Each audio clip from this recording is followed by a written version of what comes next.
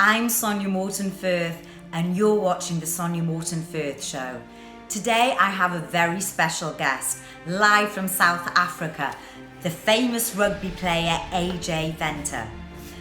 AJ was brought up in 1973 in Apartheid South Africa and learned from a very early age to kick a rugby ball around. He's represented his country 26 times playing with the Springboks. But after retiring from rugby, AJ suffered 2 divorces and a nervous breakdown.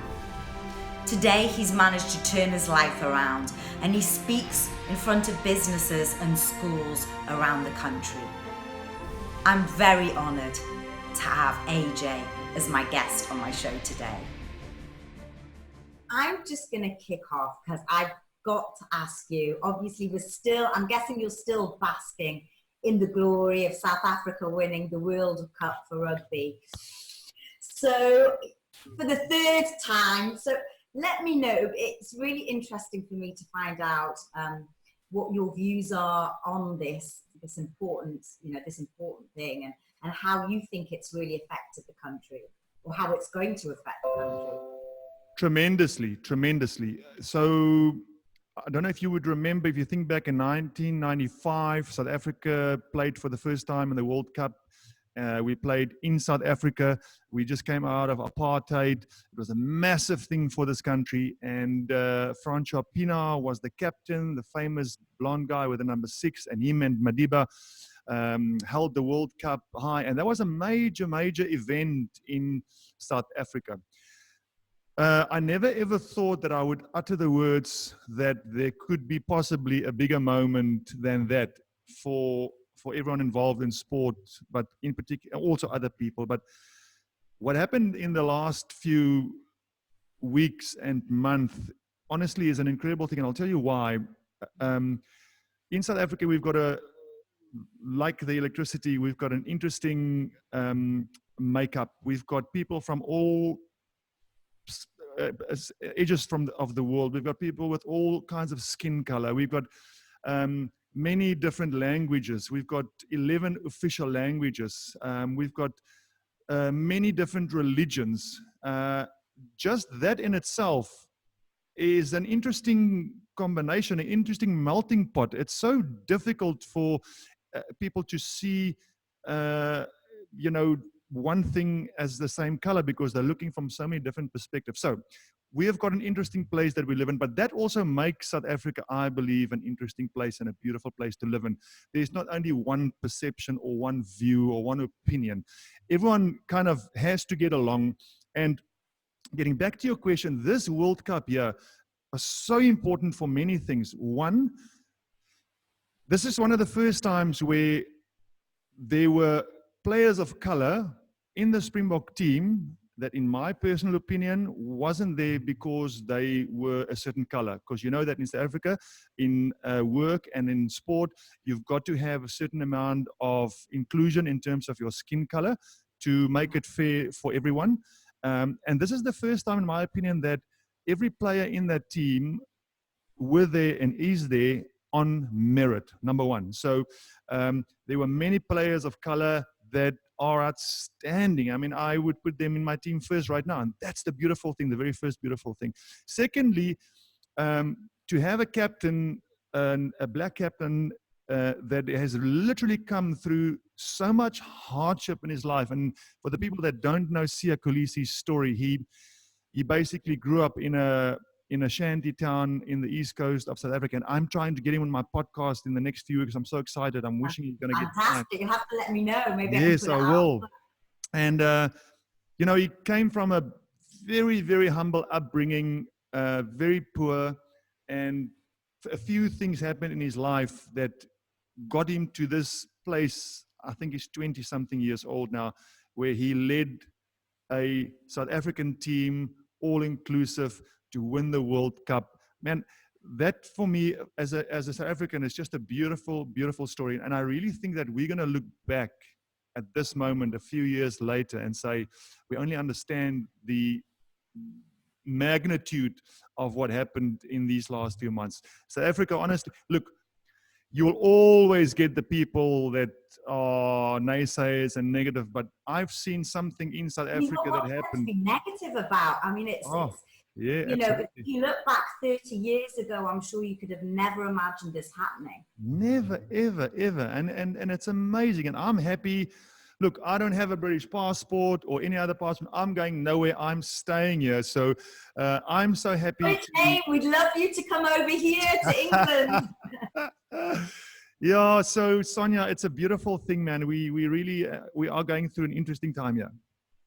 I mean, I've got a lot of South African friends here in London, and they were so obviously absolutely overcome with joy, but also very emotional when they saw the captain. And I think it was, as you say, the ceremony afterwards when he was collecting the trophy, really moved to tears. So, Yeah. you know, obviously it meant so much and means so much for your country. Absolutely. Listen, I went to friends of mine organized, we call it a braai. You must have heard about a braai. A braai Oh, is yes. Yes. As I say, few South African friends. Absolutely. So we were invited to this braai, which is a barbecue, and there were 90 people at this house, 90 people at the house, and wives, husbands, kids. It was fantastic. And listen, I've just seen still now on social media, I think they did Cape Town, they did the whole South Africa for the last few days. They were doing what they call they raised the cup on the bus. I don't know what it's called. And they ended up yesterday in Cape Town, and it was incredible, like scenes that you cannot believe. That's amazing. So listen, AJ, in terms of your own journey, and obviously you're a huge, renowned rugby player for a long time. Tell me a little bit more about your journey from how you got to that point of being a very famous rugby player and taking the Springboks. Was it 26 or 27 times you played? Yes, 26 times I've represented the Springboks, which, and I always say to people, and this is in every country, when you're a rugby player in England, or whether you're a rugby player in New Zealand or Australia, or any sport for that matter, I think most people and kids, when you start, there's that dream that you want to play for your nation. I mean, that's, even if it's a pipe dream, we all aspire to reach the top of, you know, our sphere or what we do. And I remember as a child, I grew up in an area called the Free State. That's right in the middle of South Africa. People always say it's like the Texas of South Africa. There's nothing. It's just dry area, but it's a beautiful part of the country. And I grew up there from a family that loves sport. My dad played a bit of rugby. So, you know, I got given a rugby ball somewhere around about 4 or 5 years old, and I started playing rugby because I got introduced to it. I liked the sport. I was always tall, or taller than my peers, a bit faster. Because I was quite fortunate in getting these things, I could pass left or right and kick left or right. And through my rugby school career, I played rugby at all levels. I ended up living in Italy for 3 years after school. I did a bit of studying. I went to the army in South Africa. And around about 26, I started playing professional rugby for Free State, and then for the Lions, for Western Province. And I played 10 years at the Sharks Rugby Union. Then obviously playing for the Springboks. In South Africa, you play for all the club levels that I've mentioned, and if you're good enough, then you play for the Springboks. So I've been lucky enough to play 26 test matches for the Springbok, and that was my rugby career in a very short nutshell. Do you have any low points?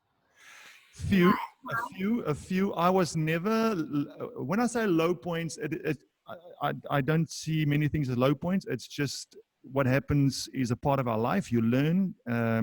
But if there's one or two things that I would probably like, is if I've never played in the World Cup. I was injured for some of them, and some of them I weren't selected, which is fine.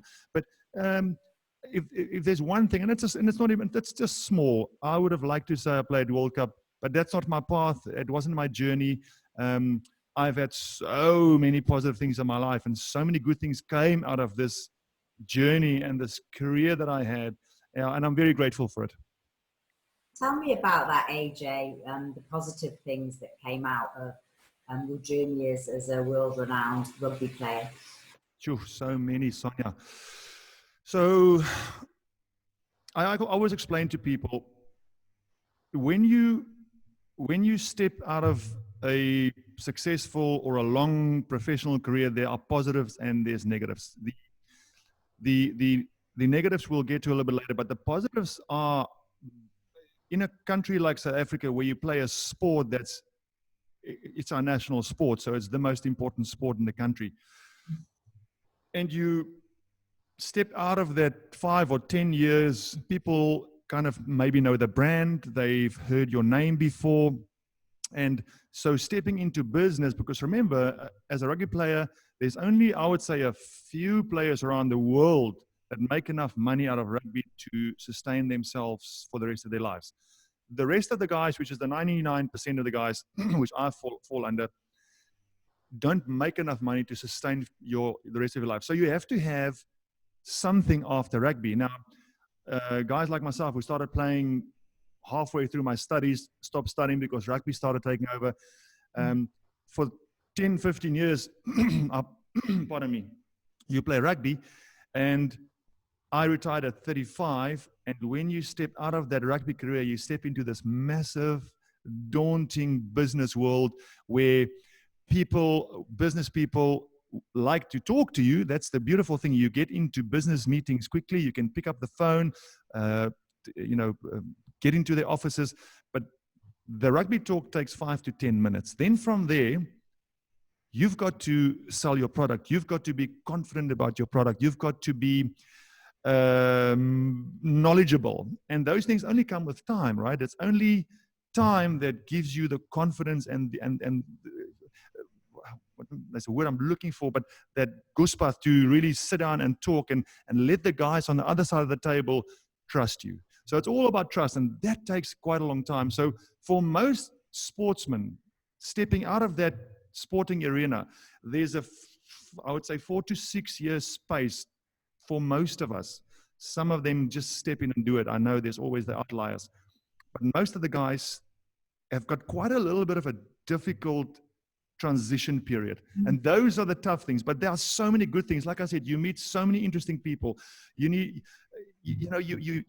build a contact base of importance when you play rugby, because people want to be aligned to successful sportsmen when they're playing. So, I mean, yeah, you meet so many. I would say that's the most important thing. You meet so many interesting people. And did you think that these people were genuine? Were they talking to you because of who AJ was, with your background of rugby, or were they talking to you because they were genuinely interested? Definitely because of the sport, 100%. I think also, if you are a person, if you're a difficult person, or maybe you've got a personality that's not easy to get along with, I think they'll find you out quickly. But I think most of the time people really just want to be associated with success, with the brand. Like even now, I can just imagine now these guys that have just won the World Cup, their phones must be going off the hook now. And it's not because he's a nice guy. Everyone just wants to be involved, want to be part of that. Everyone wants to use them now for business and marketing, and fame. I mean, right now, I would like to have Sia on. It's that moment, that time that I want to tell his story. So it often isn't really about the person, but what's going on around you. Completely. And how difficult was it to make that move? I can imagine you were up there, retired at 35, a fantastic name behind you, and then going into an area that presumably you didn't, as you say, you didn't know a lot about because you hadn't studied. How did that feel? I mean, where were you emotionally at that point? Yes, it was interesting times, to say the least. So when I retired at 35, a few things happened. By then, I was divorced twice. I always said to my friends, I'm always telling my friends I'm a specialist in divorce, so all my people, well, you might come talk to me. Yeah. So. And when you look back at your marriages, I mean, were they? Have you been amicably divorced, or are there areas that you still Yeah. feel got inside you that need to be let out? Listen, good question. Right now, with my 2 divorces, there's no problem at all. But it took a long time. I mean, going through a thing like divorce isn't easy, right? I'm not sure if you're married or not, but it's. No, I'm from divorced parents, but yeah, no, I've never been married, so. Okay, so it is there's emotions involved. I speak to some of my friends and they reckon it was an easy divorce. I've not had an easy divorce. It is difficult because there are emotions involved, and we are humans. You feel anger, you feel sadness, and maybe distrust in certain situations. So I'm very happy to say that now I speak to both my ex wives, which I think which was very important for me. I don't want to hold on to anger issues. I believe one's got to sort those things out because it'll always fester. It'll always come back later if you don't sort it out. So in both my divorces, there were things that I did right and there were things that I did wrong. So probably more wrong than right. And for those things, I apologized. And years later now, we all talk, which for me, I'm really happy about that. I'm really, really happy about that. And to get back now to your previous question. So I had the 2 divorces, and at the time, like I explained, it was hard in business. It was hard to get from the sport into the business realm and be comfortable. And I started feeling a hell of a lot of pressure around that. On top of that, I worked for 2 very big international or national companies, 2 banks. And at one stage, I tried my own business, 2 of them, in fact, which I failed and lost a lot of money. A lot of my rugby savings that I've made over the year, I've lost. So, and I guess that must have been hard because you were used to winning in life, right? With your rugby always, being on top of the game, and then to suddenly be in this situation where you're failing, whether you believe in that word or not, but yes, where the businesses aren't working out. Yes, and we're going to talk about failing later. I believe failing is essential. Yes, absolutely. So, yeah. So it really was difficult, and that also is one of those points. So it's you're always on top. You step out on top, and you get to this other realm, and things aren't going away. So absolutely not easy. So all in all, these things kind of started really putting a lot of pressure on me. I knew I was under pressure. I knew I felt pressure, but I always just thought that was normal. I didn't really think at the time that there's something more to this. We're all tough. We're all proud. Life is hard. Life is tough. Life throws all kinds of curveballs at you. And, you're taught to just push on forward, keep on going.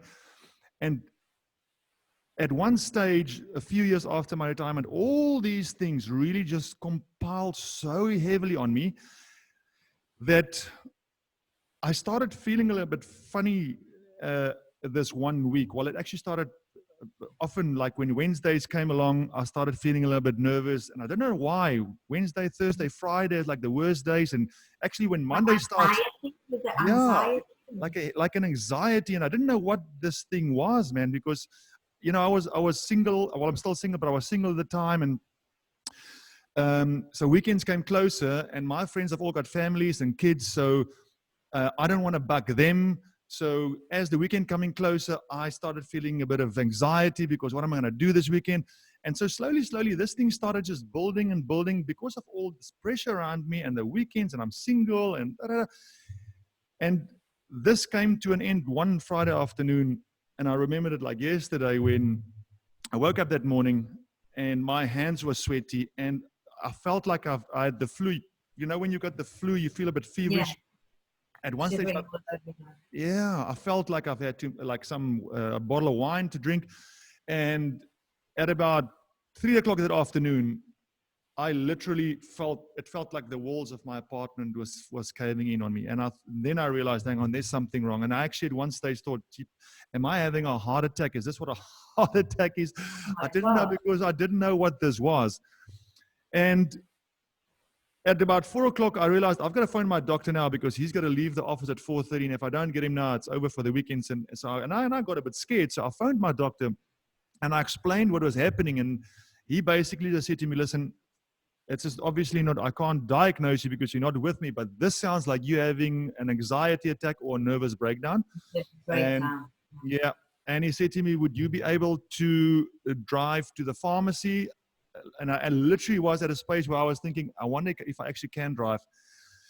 Anyway, I managed to get in my car, slowly drove to the pharmacy, walked in, and I got myself, he actually phoned ahead. I just picked up the tablets in the pharmacy. I grabbed the tablets and I consumed it.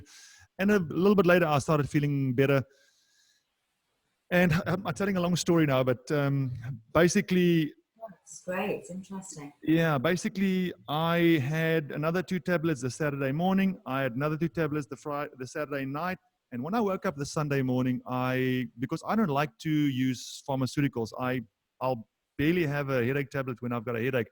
It's just a silly little thing in my mind. Whether it's wrong or not, I don't judge anyone that's. No, I agree. Actually, I don't think it's good to be dependent on medication. I try not to as well. Yeah. So I literally woke up that Sunday morning and I thought, you know, do you even know what you're taking? Firstly, so and I realized no, I don't. So I took the tablets. I googled it quickly, and it was antidepressants. And so that was a shock to me. Like, oh my gosh, hang on a bit. You don't even like to take headache tablets, and you know, stop. So I didn't take it, and I didn't know what to do. And immediately the anxiety kicked back in. It's amazing how your mind works. The minute I decided not to take another one, the anxiety was straight back in. And that afternoon, eventually, I thought about our mutual friend, Alan Kleinhans, and because Alan was our Sharks motivational guy years ago, and we kind of stayed in touch. He's watching this. Hello, Alan. Alan, my boy. And yeah, man. And long story short now, Alan kind of helped me over 2 or 3 Skype sessions with a few exercises, literally to make me realize and make me understand that everything that's happening to me then is my mind. It is my thoughts. It's nothing else but my thoughts. None of this is real. It's real, but none of it is real. It is just my thoughts. It's my thought process and how I control these thoughts going into my mind. From there, I met. He managed to sort of to make you feel better. So taking that anxiety level down.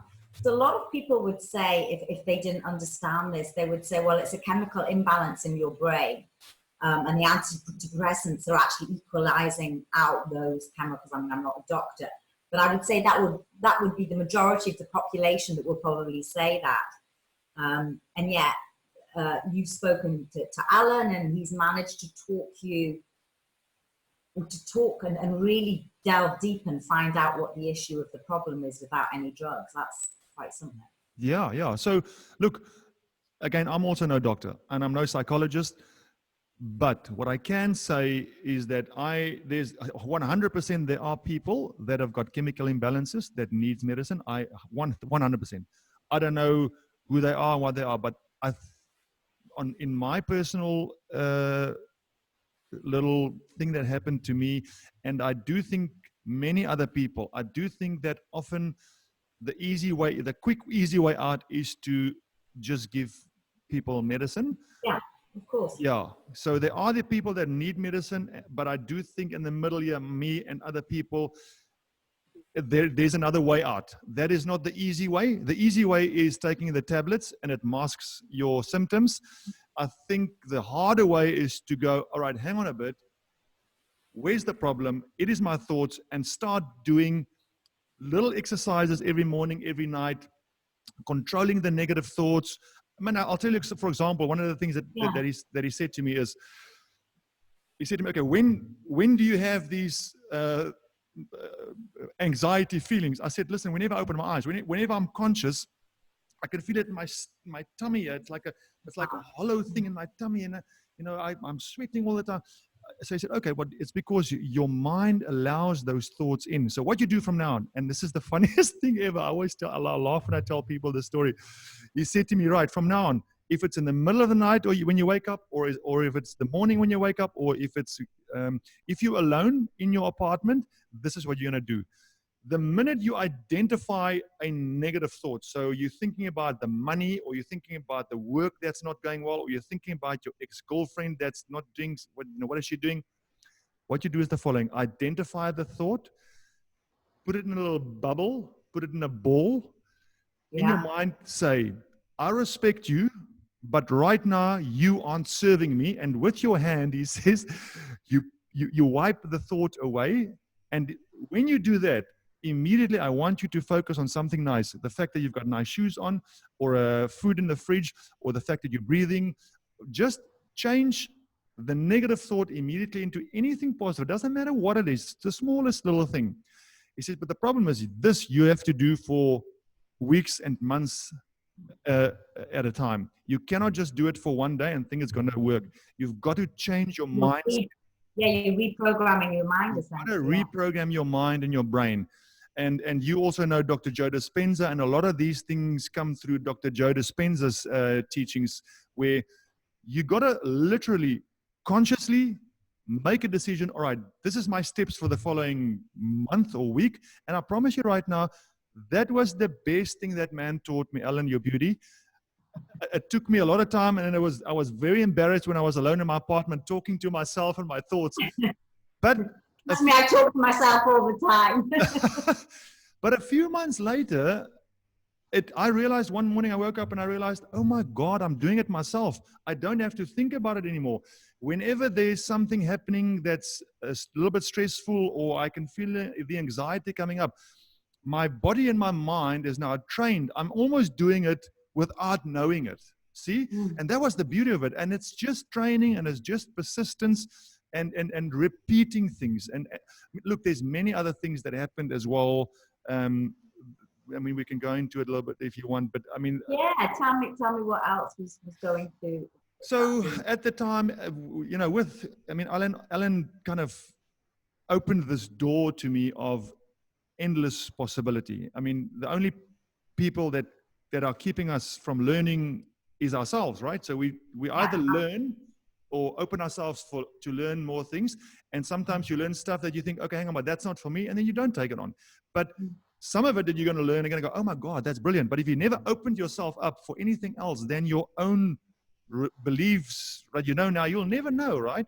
And so kind of that moved me into another space. And one of the major other things that happened to me is I realized that, and this is a beautiful saying, I've read it somewhere, you will become the average of the 5 people you spend the most time with. Now that is number 2 on my list of the things that I've changed that help me.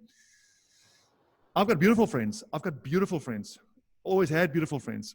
But not all of them serves my purpose. And in particular, at the time where I needed positive people around me, I realized that there are people here that aren't serving my purpose, that aren't helping me grow, that aren't making me feel positive.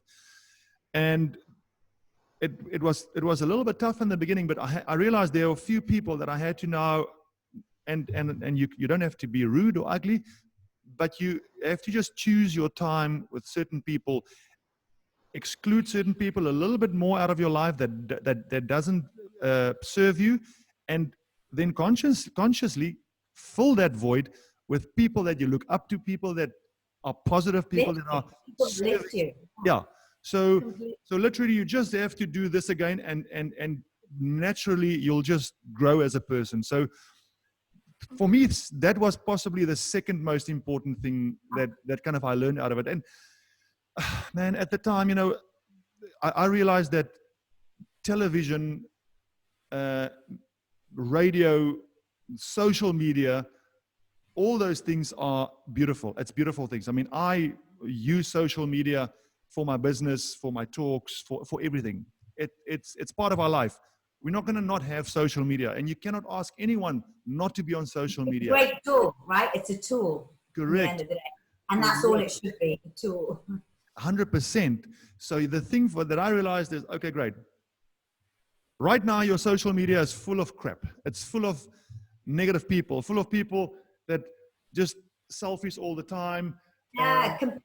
And half the time it's photoshopped. It's not reality anyway. I read a great thing the other day that said, let's face it, is anyone really going to take a picture of themselves sitting on the toilet? Or, you know, upset or in a bad position? I mean, 9 times out of 10, people are painting this beautiful life. Correct. But it's not actually their reality. And then Absolutely. others come on and they look at it and they think, oh my God, look at what so-and-so's doing. My life's not like that. Why is my life not like that? And then you get into this negative spiral. Absolutely. Absolutely. So in my talk, I actually have got a little section on this where I call it rinsing my social media. If you've got a rag that's dirty, you wash it, you rinse it, you hang it up, and you can use it again, right? So I decided at the time that I need to rinse my social media. I need to clean some of the bad energy and the negative energy out of there. And it took me quite a long time, because at the time I had about, I remember 15,000 people following on my page. And slowly, just on a daily basis, if I wake up in the morning or afternoon, when I'm on my social media, if whatever comes across my page, if it's positive, great. If it's negative, no hesitation, defriend, delete. And after 6 months to a year, slowly, the negative stuff filtered out. But then again, like before, I consciously started adding to my Facebook and my Instagram pages or my social media pages some positive stuff. Now, that's easy to find. There are millions, hundreds of millions of pages and content pages that you can find of people that are positive, that are uplifting. It's not easy. So again, just by doing a few things, you can turn. It's all about data, isn't it? It's about the data that comes into your mind on a daily basis. If you can kind of control this. Yes. Sorry? I was going to say, it's what you allow in, and I'd say the same for the mainstream media. We're constantly being battered with bad news, negative news, and people believe everything they hear, and they're just constantly having these negative thoughts and things thrown at them. It's no wonder. Absolutely. And remember, like mainstream news make their money of negative news and stuff that are shocking. That's how they make their money. So most of the time you're going to get that thrown at you. So again, you've and here in South Africa, so something I should also mention, when I worked for my first company after I played rugby, I worked in the banking sector, and our clients were high net worth individuals, and we would invest money for them offshore as well as locally. And so when you go to meetings, you need to at least know what happened yesterday in the United States or in the UK, or because those things affect the rand, the dollar rand is, yeah. So what happened is I started watching the news constantly. Like even in our office, we had a TV on CNN. So again, the data just open stream into my mind and my conscious. And when this thing happened, I just realized no more. So we've got like a pay channel. Yeah, I just decided to cancel my pay channel. I then realized, hang on, there's a thing like YouTube where I can select what I want. And if I select rugby, it will give me more rugby data. And I started following guys like Tony Robinson. I don't know if you know a guy called Sadhguru, Dr. Joe Dispenza. And the more I started listening to these guys, the more YouTube gave me all of that positive peripheral content. And that was amazing. I learned so much in that next year, and all because a decision I've made to change it. So you can continue the way you continue in life, or you can make decisions and go, right, now I'm changing. And you literally can change I say this to people all the time. If people meet me now that knew me before, like 3 years ago, I'm sure they're thinking, who is this guy? Because this is not the same person. Because I've got a different personality. Who's I've this changed. AJ here? Yeah, I'm a different person. I'm literally a different person. And so often I hear Let me people ask say, you a question there, AJ. Are you a happier person? much happier, but I have to say also this. You know, I look back at that time when I had that nervous breakdown and when things weren't happening, and I honestly thought to myself, I don't know, how the hell am I going to get out of this? I don't know. There was no end light in the tunnel, and at the time I thought to myself, oh, I hate this space. Now, if I'm sitting here right now, a few 3 years later, I'm looking back at that space with gratitude, real gratitude. I mean this. I'm not saying this lightly. I'm looking back at this with real gratitude. If that didn't happen to me, I would still just have been the AJ Fenter of 3 years ago. In my opinion, other people might differ. In my opinion, I've dropped off, I had the nervous breakdown, and I'm somewhere up here as a man, as a businessman, as a friend. And again, that's now coming back to our very first point in the beginning about failure. There is no failure. There's never failure. We make mistakes. We go down different journeys and paths and routes. It's all just a teacher. As long as you are open to learn, I think, from those situations and not close to it. And I'm talking like I know everything, but these are just the things that I've learned in my little journey over the last few years, which I'm so grateful for, man. I really am. You've literally, you've taken a low point in your life, a very low point, and you've managed to turn that around to be who you are today, which is absolutely amazing. And I think so many people, and I don't want to generalize, but look at the woes in their life and become victims, and they develop a victim mentality. And they like to stay in this area of, oh God, woe is me, look what's happened, well, that person's so lucky because they've got that, rather than really looking inward in themselves. Yeah. And take themselves out of it. Oh man, when you're in that victim mentality that you're never going to come out of it. You're never going to shine, you're never going to grow. I wish I could get it now. It's on my phone. I got something 3-4 days ago that's talking exactly about what you're talking now. Where, unfortunately, there are some of us that thrive on that moment of being the victim. So complaining is almost, it's enjoyable. So, on a daily basis, a lot of us just look for the trouble, look for the negative stuff so that we can say, oh, this happened to me or that happened to me. So that is 100% true. All you can say is that you wish that those people one day is going to realize that is just, I think the word perpetual. It just keeps on. Yeah, it perpetuates. Yeah, you'll never get out of it. If you enjoy that, you'll never get out of your situation. And then it manifests in the body. I'm a great believer, or true believer in the mind-body connection. And that's when you start getting ill, stress, disease. I'm going to go as far as say cancer as well.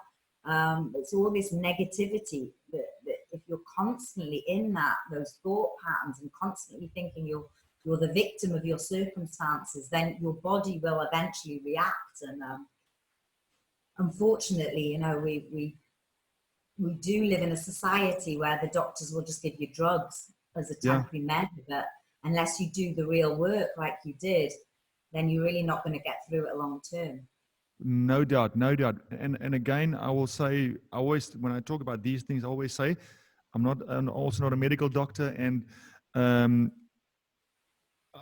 very careful in saying this. I'm not saying it lightly like you have now, but no doubt. And again, we spoke about this the other day. Dr. Joe Dispenza, I saw a video of him standing in front of the crowd of people, and he said the following. He said to them, do you guys agree that right now there's enough evidence, modern evidence, to prove that if you're stressed enough and if your anxiety is constant at a certain level, that could lead to sickness and illness affecting the body? So that could be cancer, it could be stomach ulcers, it could be skin effects, whatever. And everyone nods. The whole, like 1,000 people nod like this, and I can see them all saying, yeah, because we know that. It basically, and what is anxiety and what is stress? It's the mind, right? It's your thoughts. That's it. So we're saying that your mind can make you sick. And he's saying to them, if you say to me that the mind can make you sick, would you then agree that the mind can heal you? And at that moment, you can see the people going, and myself listening to this went, oh my gosh, it just dropped. The penny just dropped. Your mind, if it can make you sick, why can it not heal you? So it is impossible. It can only go one way. Then he explains further, the problem is with us as humans. Most of us are more negative than positive because the life is hard. So you never get yourself out of it. In order to change your trajectory, to heal the body, you need to do conscious exercises. You need to do certain things, and meditation is obviously big for Dr. Joe Dispenza. But basically, what I've learned from that is that this thing inside here is so powerful, more powerful than we could ever imagine. And we've got this incredibly powerful thing here, and when we don't use it to the fullest, I mean, I certainly don't.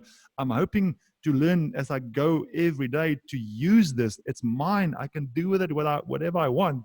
So I'm fully with that. I agree with you that, again, there are going to be people that are going to get cancer because of the way they eat or their lifestyle, all those things. That's there.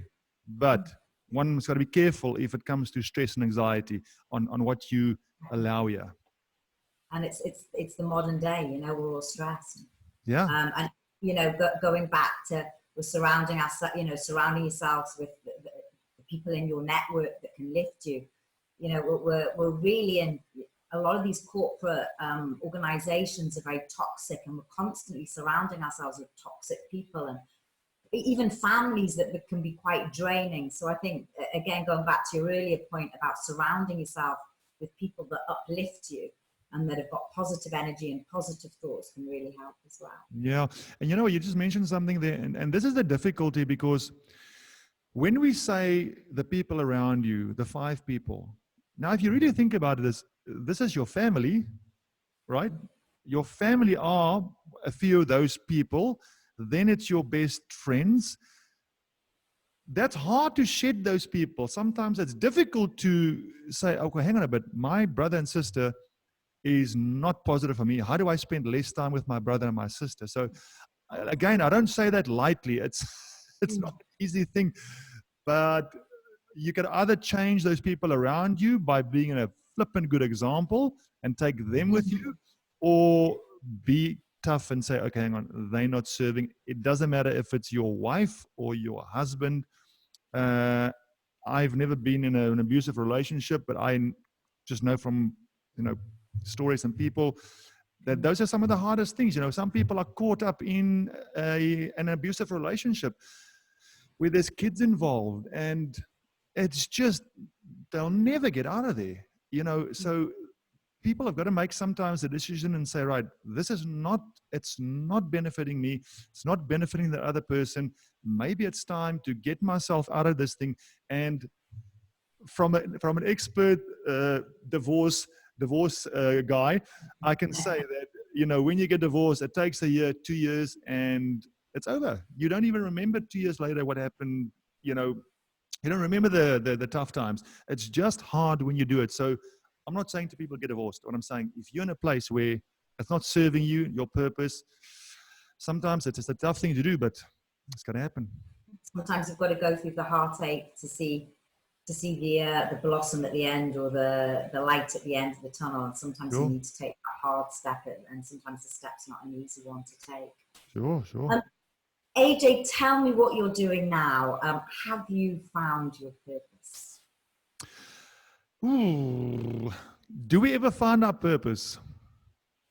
I think I found mine. Actually, I've spent a lot of time the last couple of years really thinking about purpose and what I'm really meant to be here for. And a lot of things have come to me lately. And yes, I do believe I found certainly something that I'm very comfortable, something that excites me, and something that fills me with joy. And I've never been in this position. I've got to say, I'm absolutely loving life right now. I'm not saying that everything is rosy, everything's amazing, but certainly in terms of where I'm going, my trajectory, I'm certainly on Does the right path. does your viewers know your story about? Well, it's on my website and it's in my show notes. But yeah, the corporate life of 20 years, the successful career lady, building up property portfolios and realizing actually money isn't everything, and sometimes you need to be really fulfilled inside rather than. Now, I thought about your story when you told me this, and I thought it was fantastic. Yes, I'm really happy for your journey. It sounds like you are in a good place and space, also after having to make a lot of decisions, right? Yeah, and I've left out all the bad points because I don't like dwelling on all the. I've been through very difficult relationship breakup. I've been through people taking money. I've been through all sorts of. I've been through difficult times with my family being in prison, and the real heartaches. But yeah, it's things that I just don't. You've got to turn it around, and you've got to pick yourself up. Sure. So, purpose. I tell you what. Right now, I am definitely the most content I've ever been. And remember, I've only had hardship this last 3-4 years, 5 years, the pressure after retirement, those kind of things. Before that, and I tell this to people, and I was born in 1973 in South Africa when it was a full-blown, when apartheid was the thing in the country. So I was born a white guy into an apartheid regime. I didn't know what was going on, but without me even knowing, I was very fortunate. I was fortunate to be just being born at the time in this place. I mean, when I say fortunate, I don't think it's a good thing, but as that, then you were given things. Yeah, you were given things with not, having to work for it very hard. So I was always big. I was always tall. I was always fast. I could pass a ball. I've never had a real hard time. My hard time came only when I was older, which, there's no good time for someone to go through hardship, but it was tough at the time.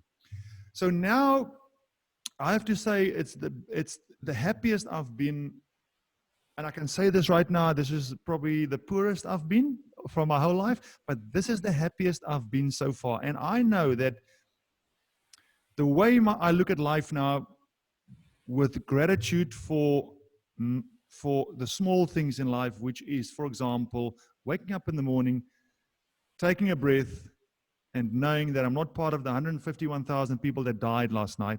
That's an amazing thing. That's an incredible thing. Yeah. And that's beautiful. That's beautiful, man. Living in a country where I've got a car, and if I've got a car, I'm probably one of the 0.1%. What did you say? A bucky? Oh, a bucky. A bucky is a pickup. What's a bucky? I don't know why we call it a bucky. I'm not sure, but it's a no. In fact, they sell it as a bucky. Some vehicles will say the bucky's price is that much. So yeah, it's I'm in a really good space. And coming back into your question, purpose. I'm of the opinion that life goes through seasons. I am 100% sure, not 100% sure. I'm convinced that in, say, 10 or 15 years, I'm going to have possibly another outlook at life.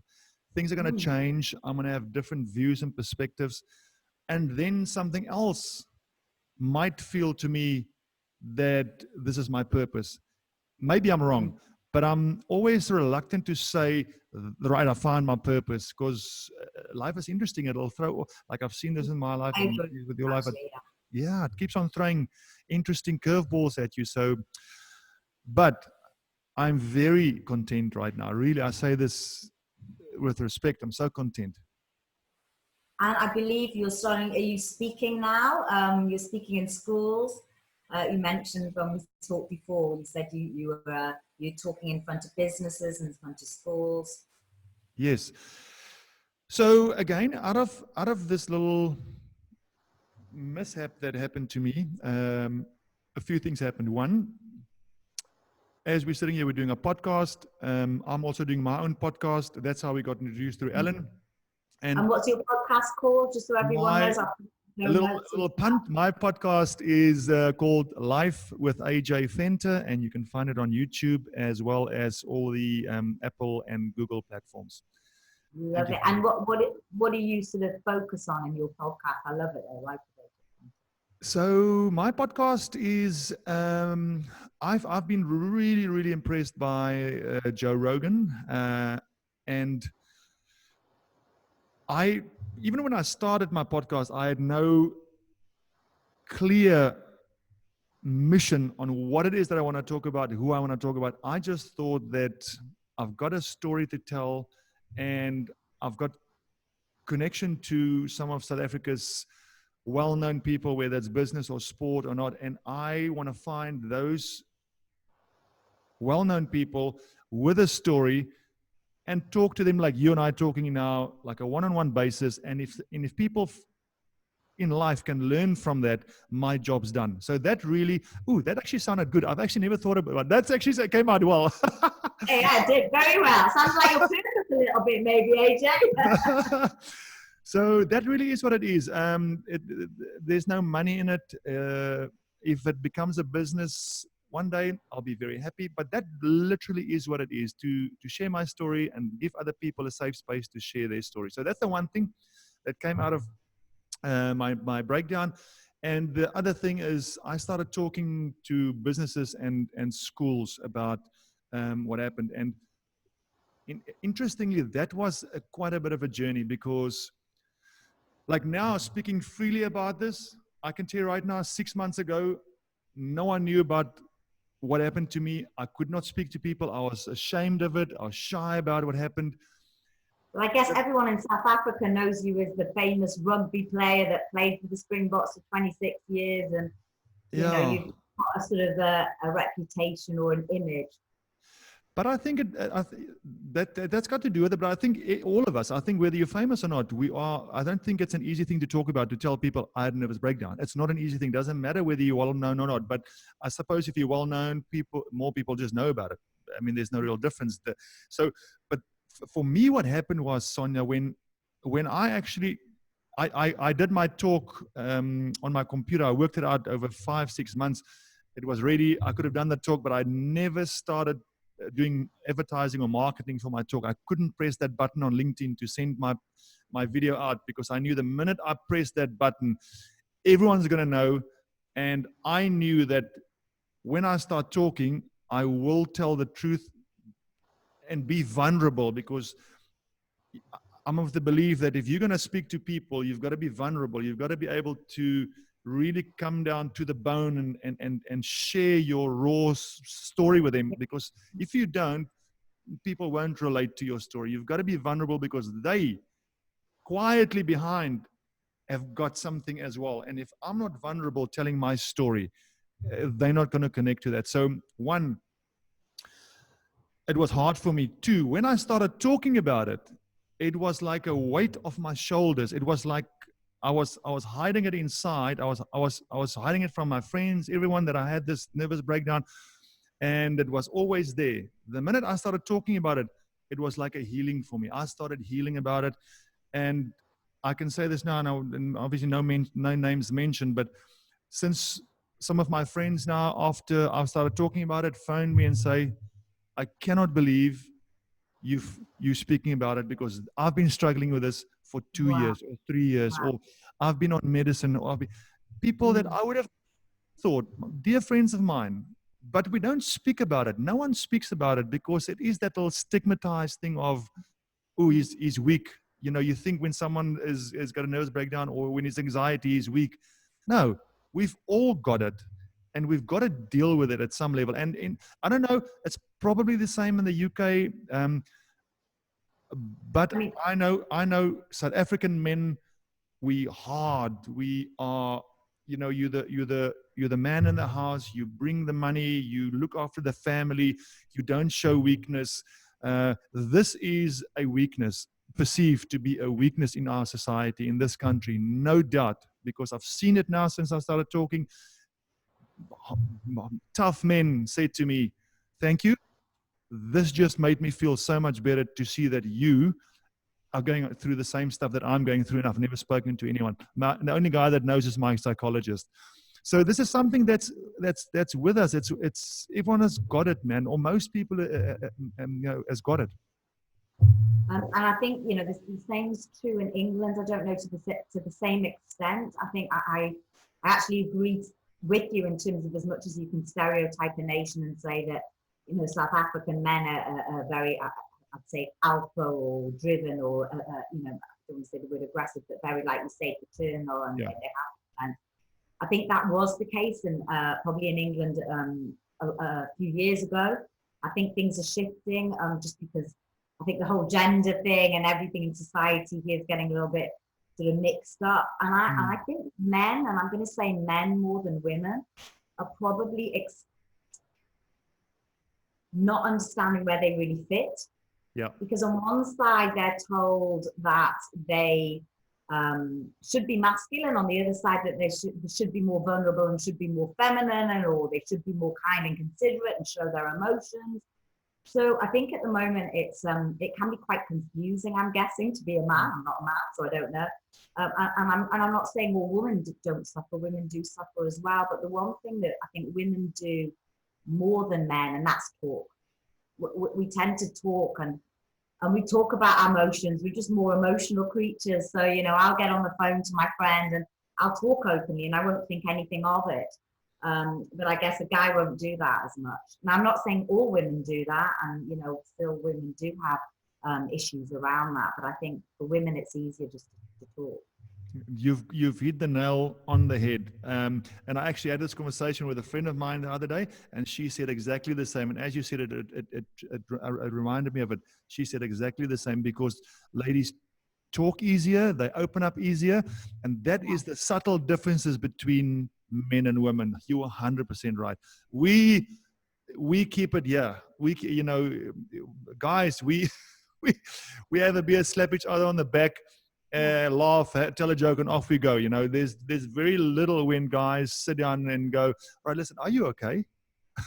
We don't do that. We be allowed to show emotions. I've seen it's beautiful to see a grown man cry. And people are coming to terms with the fact men do cry. 20, 30 years ago, it was a whole stigma about men actually letting their emotions out. And I think we're becoming much more about mental health issues here around men and around suicide rates, particularly high with young men, coming to terms with, I guess, these different roles that they have to play in society. Yeah, no, listen, I'm with you. It's not easy being a man all the time, but it's as long as we talk about it or start talking about it, there's hope. AJ, where can people find out about you more? And tell me a little bit more about your speaking. And I do want to come up to, I've got a last question that I do ask all my guests. But it would be lovely to hear a little bit more about where people can hear you speak, or they want to find out about how they get your services. Yeah, so I've got a few websites. Pardon me, not websites. I've got Facebook pages. The one is my personal page, which is just AJ Venter. They can find me there. In terms of my podcasting, they can find me at Life with AJ Venter on Facebook, as well as Instagram, and as well as on YouTube. And from there, people can find my numbers and my detail if there's anything, or if they want to do talk. So, I mean, the talking and the podcasting is a secondary business that I do. My main business is something else, but I go all over Africa for my talks. I've never been in the UK, so hook me up in the UK. Definitely come over. Yes. Listen, I'd love to have you on stage. I run I'm the leader of one of the largest personal growth communities in the UK. So I would invite you to come and speak on our stage.